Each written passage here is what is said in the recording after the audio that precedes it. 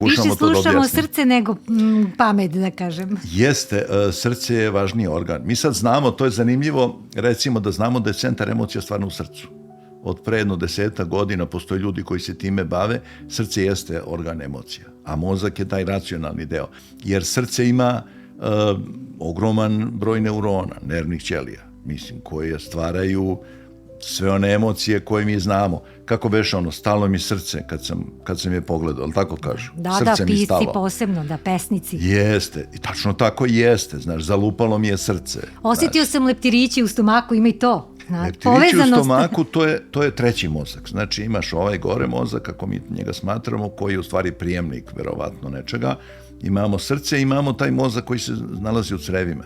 To je taj solarni pleksus. I on ima skoro 400 miliona isto nervnih ćelija. I onda imamo to kao, kako kažu ljudi kad im je neko dosadan, kaže povraća mi se od njega, je li tako? Jeste. A kad je neko dobar, kaže jao, leptirići u stomaku, baš mi prija, jel da, prija mi. Tako da, to su ti, i u stvari u toj interakciji ta tri mozga mi donosimo odluke. Ja mislim lično da se ovaj gore mozak najmanje pita u svemu tome, jer mi smo, dok smo relativno u nekim godinama, emotivna bića pretežno.